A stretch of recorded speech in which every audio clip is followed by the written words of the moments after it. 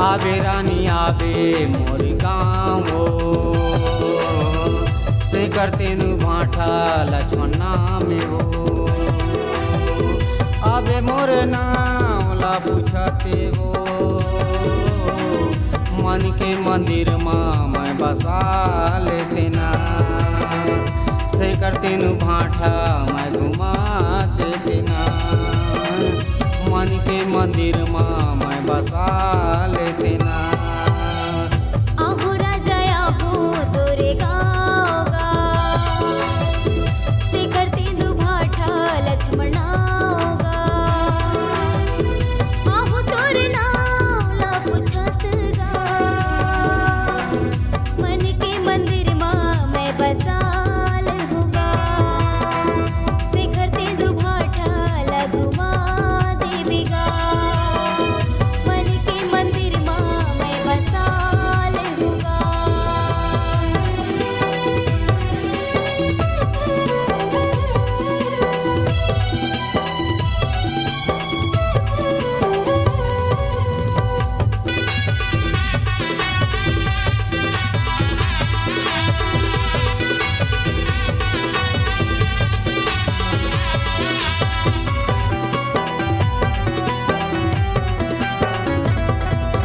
शनिवार के आवे वो गोरी मन भर चाट खवाऊँ वो काल बेतै का खावे तै मोला थुकी तै बता दे वो।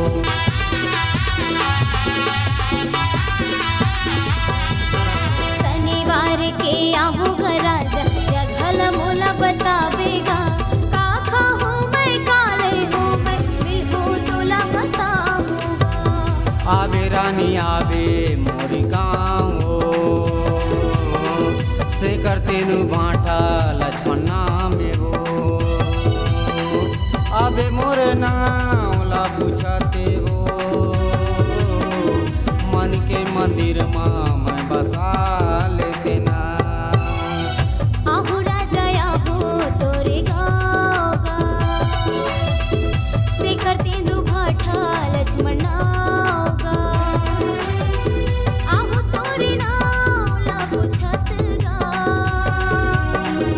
मन के मंदिर माँ मैं बसा लहूँगा।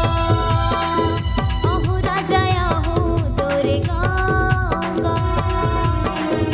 मन के मंदिर माँ मैं बसा लहूँगा।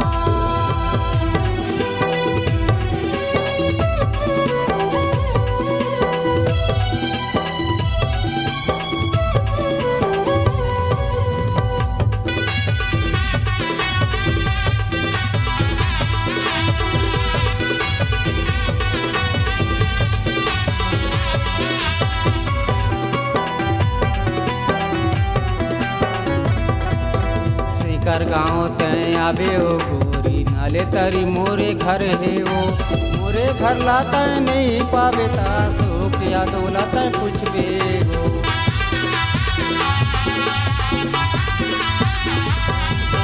संगी जहुरिया के संग मगा राजा तोरे के गाँव मैं आहूँगा धन कर बेते हंसी ठिठोले माया के डोरी बंधाऊँगा। आवे रानी आवे मोर गाँव से करते नु भाठा लक्ष्मण नाम हो। आवे मोर नाम ला पूछते वो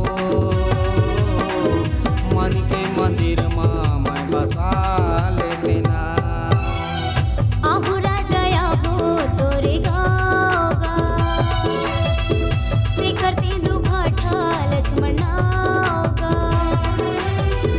आहू तोरे नाम ला पूछत गा मन के मंदिर माँ मैं बसा लहूँगा। आहू राजा आहू तोरे गाँव मन के मंदिर माँ मैं बसा लहूँगा। आवे रानी आवे मोर गाँव से करते नु भाठा लक्ष्मण नाम हो।